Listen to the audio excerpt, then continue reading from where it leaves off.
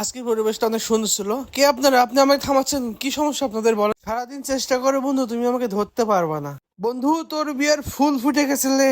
আসসালামু আলাইকুম সবাইকে। আজ আমি আপনাদের দেখাবো কিভাবে ভর দুপুরবেলা ঠাডা রোদের মধ্যে বান্ধবী বন্ধু যখন কল করে যে তাড়াতাড়ি দেখা করার জন্য এমার্জেন্সি দরকার আছে, কিভাবে যেতে হয় দেখুন। তো আমি দুপুরবেলা আমাকে ফোন দিয়ে বলতেছে তুই তাড়াতাড়ি বঙ্গজলে আয়, তোর সাথে খুবই দরকার আছে। তো কি দরকার বলা যাবে না, তুই আসতে হবে। চোখ মুছতে মুছতে বাইকটা নিয়ে সোজা গার্লস স্কুলের সামনে দিয়ে শুরু করলাম, বঁ বঁ করতে করতে বের হয়ে চলে গেলাম।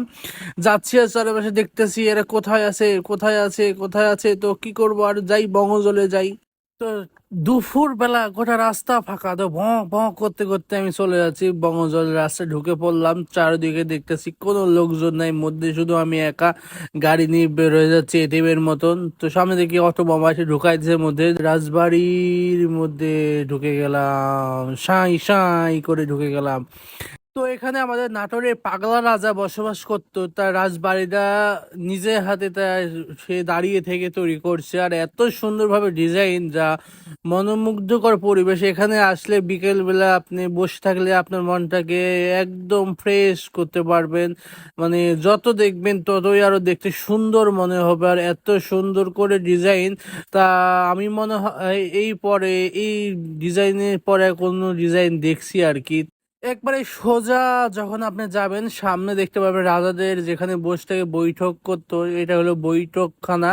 তো সামনে আপনি হলো সবার সামনে ঢুকতেই সবার সামনে দেখতে পাবেন তাদের একটা মন্দির রয়েছে।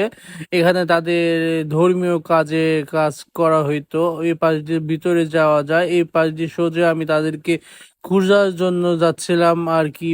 তো যাদের সামনে যে সুন্দর স্টেজটা দেখা যায়, এখানে প্রতি বছর নানান রকম অনুষ্ঠান হয়ে থাকে, যেমন পহেলা বৈশাখ, পয়লা ফাল্গুন, বড় বড় অনুষ্ঠান এখানে হয়ে থাকে। তো আপনারা সামনে যত আঁকাবেন, এখানে রয়েছে পুরনো ভবনটা যা সংস্কার করা হয় নাই। সামনে যে ভবনটা, এইখানে আপনার হলো রাজারা বসে থাকতো, তাদেরকে এটা সংস্কার করা হয়েছিল, দেখতে অনেক সুন্দর লাগে। তো এই পাশ দিয়ে তাদেরকে খুঁজতে খুঁজতে খুঁজতে যাচ্ছিলাম, তাদেরকে দেখা পাচ্ছিলাম না।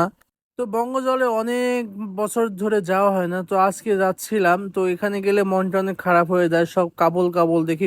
তো সামনে দেখি কাপল একটা, এই আস্তে আস্তে কিভাবে কাপল আমাকে থামাইলো কেন বুঝলাম না। তো দেখতেছি পরে এরাই আমার বান্ধবী, যা হোক তাদেরকে নিয়ে আবার সামনে চলে আসলাম। যে পরে বুঝতে পারলাম এটা হলো আমার বন্ধুর হাবিবের জন্মদিনের উপলক্ষে কেক কাটবে। তো তাই আমার বান্ধবীগুলো আমাদেরকে তাড়াতাড়ি আসতে বললো, তাকে সারপ্রাইজ দিয়ে বলে।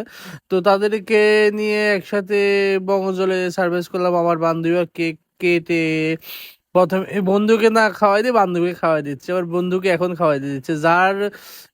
যার জন্মদিন তার খবর নাই, আর অন্যকে খাওয়াই দিচ্ছে। সে আবার ডিজাইন করে দিচ্ছিল মুখে, যে তোকে যদি কেকটা সাদা মাখাই দিই দেখতে অনেক সুন্দর লাগবে, এই আর কি। আমাকে বলতেছে তুই এদিকে আয়, তোকে মাখাই দিই। আমি বলছি আমার তো জন্মদিন না, তুই আমাকে মাখাবি। তারপরেই খাওয়াইতে লাগে ফেলাই দিল, কপাল খারাপ। তো হাবিব বলছে তোকে আয়, তোকে একটু খাওয়াই দে। আমি বলছি ভাই হ্যাঁ, আমি তো তোকে খাওয়াই দিব না, তুই আমাকে খাওয়াই দে। তো এর আবার সেই শয়তান, এরা না খাওয়াই দিয়ে মুখে টান মারতে পারে। তো কয় পুরোটা খাই না। আমি বলছি হ্যাঁ, পুরোটা খাই নিবো আর কি। পরে আমি বলতেছে তুই আমাকে যখন খাইছে আমি তোকে গোটা ফুলটাই খাওয়াই দিব।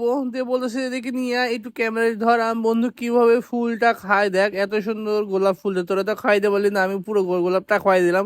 হাকর হাকর বড় হাকর, ও বাপরে, গোটা গিলে ফেলছে আমার বন্ধু। আমি যাক, অবশেষে আর বন্ধুকে খাওয়াই দিলাম। তার ফুল ফুটবে বিয়ের, তাই ফুলটা খাওয়াই দিলাম। তো দেখি পিস থেকে লুক করে একটু মাখাই দিতে পারে নাকি। আমি আমার হাতে মাখাই নিচ্ছি না, তো জোর করে মাখাই দেওয়ার চেষ্টা করলাম। তো ওকে দেখি মাখাই দেওয়ার পর সে কানা হয়ে গেছে, দু চোখে কিছু দেখতে পাচ্ছে না।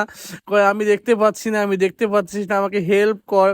চোখের ভিতর আর কি কেক ঢুকে গিয়েছে, তো ও কানা হয়ে গেছে। আমি বলছি সমস্যা না, আয় তোকে একটু আমি মুছাই দিই।